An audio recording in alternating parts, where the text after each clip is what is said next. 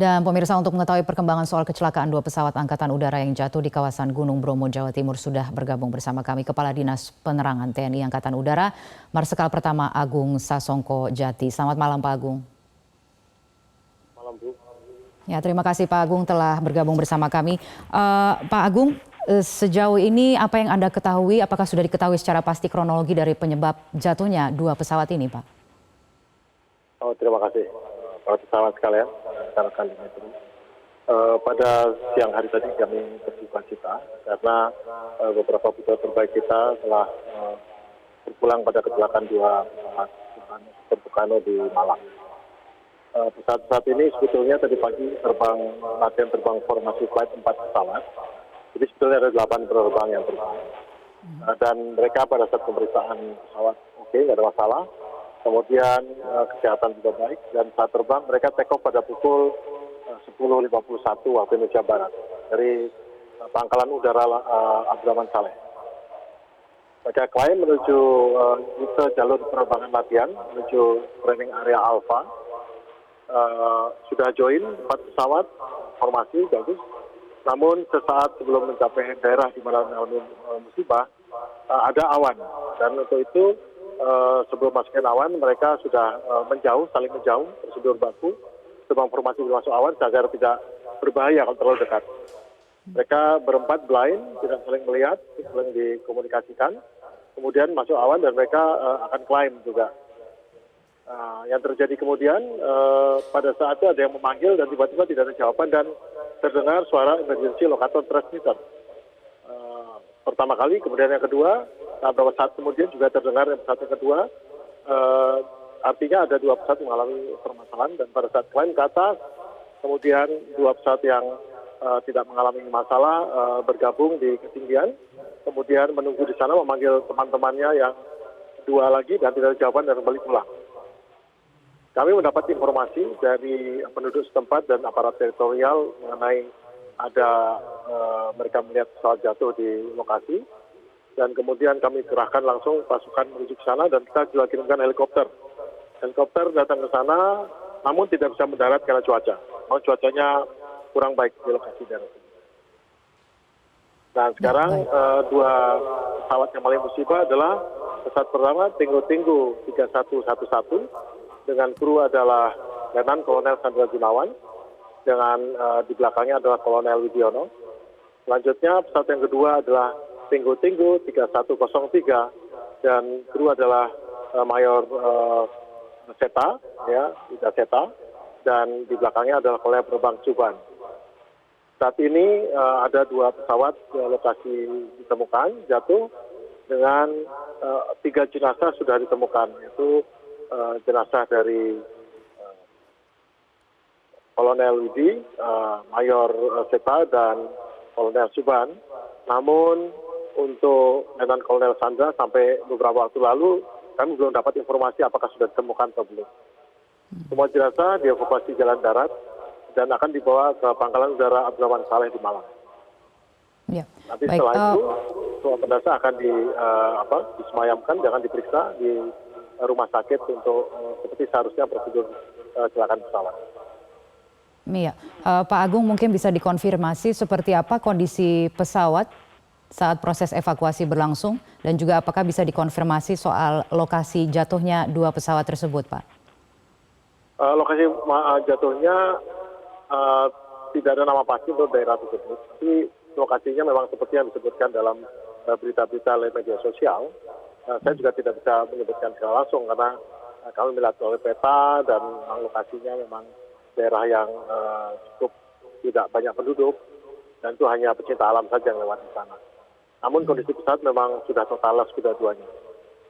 Itu menabrak lereng. Oke, baik. Tadi Anda mengatakan berarti sudah ada 3 awak pesawat yang dievakuasi, masih berusaha untuk dievakuasi 1 awak dari pesawat lagi ya Pak yang akan dilakukan saat ini? Lebih tepatnya belum ditemukan. Sampai beberapa waktu lalu masih belum ditemukan. Ya. Oke, jadi tiga awak yang sudah dievakuasi ini ditemukan di lokasi yang berbeda Pak, atau di lokasi yang sama? Maaf, saya koreksi. Barusan saya dapat informasi bahwa jenazah keempat yaitu Letnan Kolonel Sandra telah ditemukan dan dievakuasi oleh jalan darat menuju ke jalan setempat dan akan dibawa ke Lanut Abdurrahman Saleh. Jadi 4 jenazah telah ditemukan. 4 jenazah sudah ditemukan, sudah dievakuasi dan sudah dibawa. Baik, saya ingin menanyakan Pak, memang terlalu dini mungkin untuk menanyakan pertanyaan ini. Sejauh ini apa Pak yang menjadi initial assessment gitu dari penyebab jatuhnya 2 pesawat ini? Apakah kondisi medannya atau memang apakah manuver-manuver yang dilakukan dengan kondisi cuaca pada saat itu terlalu berbahaya Pak? Pesawat ini dalam terbang formasi pasti tidak bisa melakukan tindakan ekstrim. Formasi yang dilakukan bukan formasi seperti yang dilakukan oleh Jupiter Aerobatic Team, yaitu formasi bentuk loop. Tidaknya hanya formasi terbang biasa, climbing, terbang level dari poin ke poin, hanya untuk latihan formasi, untuk latihan formasi posisi dekat. Dan juga dalam kondisi formasi dan lagi masuk awan tidak mungkin ada gerakan-gerakan yang ekstrim, karena itu kan memang tidak bisa. Namun kepastiannya akan kami dapatkan kalau kami sudah bisa mendapatkan data recorder di 2 pesawat. Mirip seperti black box di pesawat, tapi sepertinya ini lebih lengkap. Kalau di data recorder yang ada di pesawat kami, tidak saja merekam suara, juga merekam performa pesawat, merekam kecepatan, ketinggian, dan bahkan rekaman daripada video pesawat. Sampai saat terakhir pesawat itu masih aktif, dia ada rekamannya. Jadi kalau kita mendapatkan, oleh karena itu kami minta kepada, pertama-tama kami ucapkan terima kasih kepada teman-teman pecinta alam dan penduduk setempat serta aparat teritori yang membantu kami dalam menemukan dan membantu mengevakuasi. Yang kedua, kami juga minta tolong sekali lagi untuk mengamankan barang-barang yang mungkin terpental dan mencatat, merekam serta memotret sehingga untuk memudahkan investigasi kami nanti selanjutnya. Ya, baik.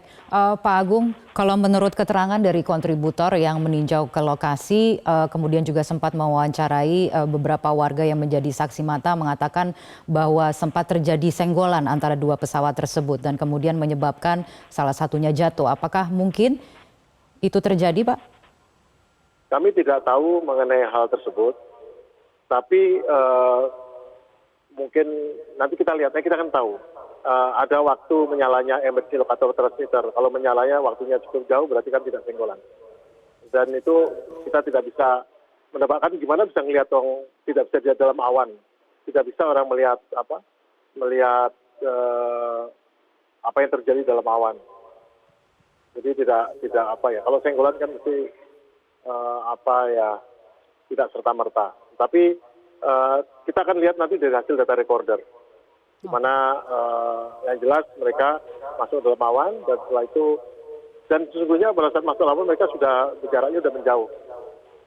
Karena memang itu prosedurnya, masuk awan tidak ada terbang formasi masuk awan, tapi dia menjauh dari formasi. Iya, baiklah. Berapa lama Pak untuk proses investigasinya kurang lebih? Besok timnya pagi-pagi, kan ini sudah malam ya, pagi-pagi akan datang ke sana dan mengambil motret dan nanti analisa, semua direkam, kemudian data recorder didapatkan, nanti ya tentu ada prosesnya ya, investigasi kecelakaan kan tidak dapat kita bayangkan, tapi mestinya ada data awal yang bisa didapatkan dan bisa disampaikan.